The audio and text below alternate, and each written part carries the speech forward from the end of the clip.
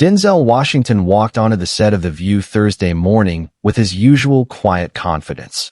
Not rushed, not showy, just grounded. He greeted the hosts with handshakes and a warm smile, then settled into his seat with the ease of someone who had nothing to prove. Whoopi Goldberg welcomed him with open arms.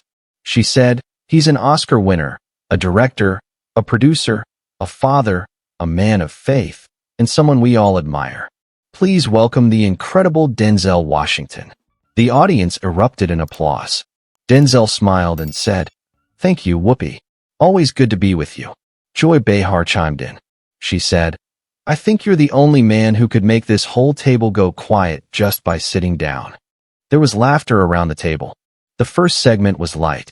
They talked about Denzel's latest project, a film set during the Reconstruction era, exploring themes of forgiveness, generational trauma, and spiritual resilience. Denzel spoke thoughtfully, weaving in history and personal insight with each answer. He said, "It's not just a story about then. It's a mirror. It asks, how do we carry pain? What do we do with anger? And what's the cost of choosing bitterness over healing?" Sarah Haynes asked how he prepared for such emotional depth. Denzel replied, "I pray. I read. I sit in silence. And I listen. Most of the time, the work isn't about pretending. It's about remembering." The audience applauded softly. The air felt reverent. Sunny Hostin waited until the conversation turned to politics, slowly, naturally, as discussions of race and justice tend to do. Sunny said, "Denzel, you've often spoken about faith, values, and discipline, but you don't speak much about party politics. Why is that?" Denzel answered without hesitation. He said, "Because politics is noisy. It's loud. But values, those are quiet. You don't shout integrity. You live it. I don't align myself with tribes. I align myself with truth." The answer was met with approval, but Sunny wasn't satisfied. She said, "But in today's climate, silence can feel like complicity. Do you worry that avoiding direct political commentary makes it harder for people to know where you stand?" Denzel looked at her, calm but firm. He said, "I'm not avoiding anything. I've marched. I've mentored. I've put kids through school. I've shown up in ways that don't trend on social media. If someone needs me to yell my convictions to believe I have them, they're not listening. They're measuring volume." Sunny nodded slowly. She said, "But isn't there power in taking a side publicly? Especially when the issues affect the communities you care about?" Denzel leaned forward slightly.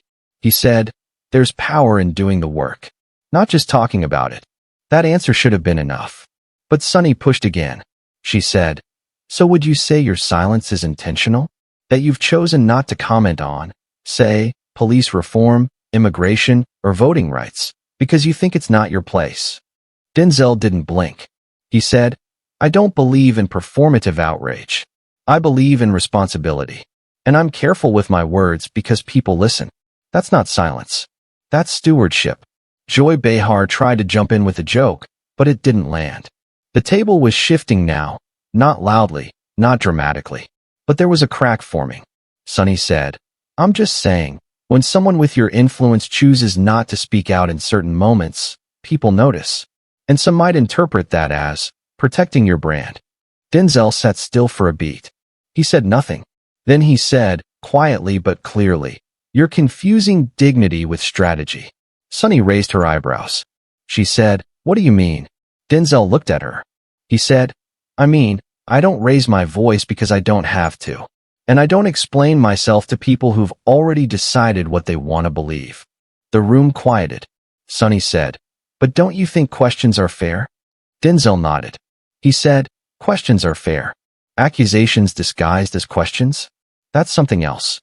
Sarah Haynes glanced between them, visibly uncomfortable. Whoopi tried to steer the conversation. She said, "Okay, let's pivot a bit." But Denzel didn't move. His eyes were still on Sunny. And for the first time in the show's long history, it wasn't the questions that filled the air. It was the weight of a man refusing to be dissected. The burn had started, but not through anger, through stillness, through presence, through a voice that didn't rise, because it didn't need to. The segment resumed after commercial, but the air had not cleared.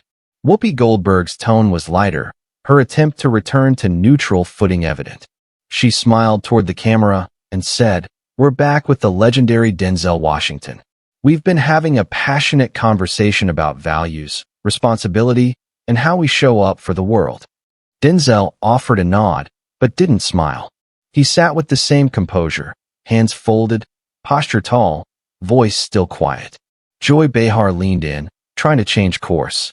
She said, "Denzel, you've played so many roles over the years. Kings, killers, fathers, heroes. Do you ever feel like people confuse you with your characters?" Denzel said, "All the time. That's part of the job. People meet me and expect a sermon or a speech. I give them a hello." There was a small ripple of laughter, but the mood hadn't lightened. Sunny Hostin didn't let it go. She said, "You mentioned stewardship. But when the country is facing attacks on voting rights, book bans, rising extremism, what does stewardship look like to you, if not speaking clearly and publicly?" Denzel turned to her. He said, "Stewardship looks like showing up where the cameras aren't, visiting prisons, paying tuition, hiring people who've been locked out, lending my name to projects that uplift. That's not a tweet. That's a life." Sunny's voice was soft now, but it carried weight.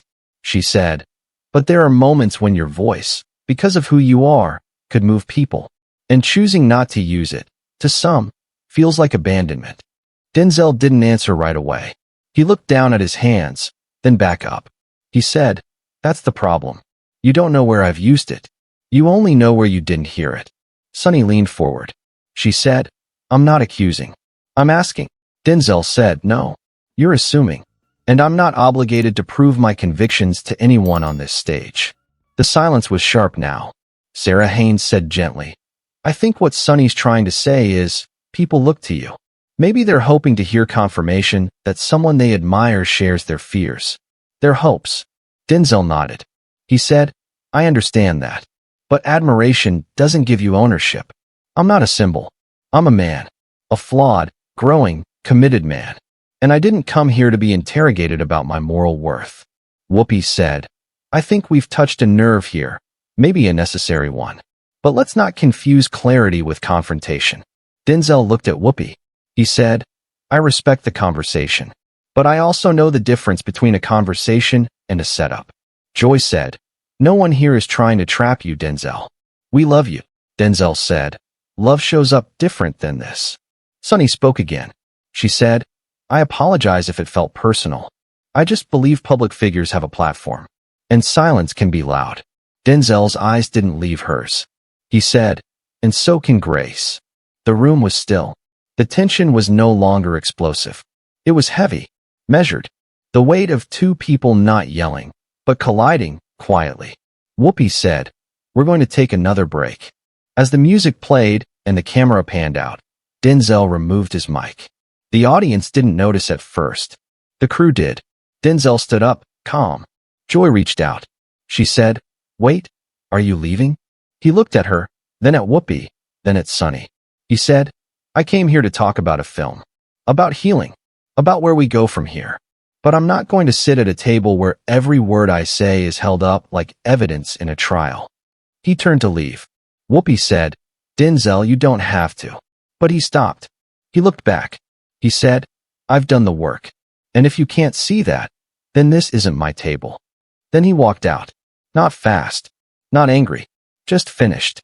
The camera returned from commercial to a table missing its center. Denzel Washington's chair was empty. The host sat unusually still. The audience, though instructed to remain calm, seemed unsure whether to clap, react, or just stay quiet. Whoopi Goldberg, visibly unsettled, looked straight into the lens. She said, "Before the break, Denzel Washington left our set. And while that wasn't expected, it's his choice. He said what he needed to say. We respect that."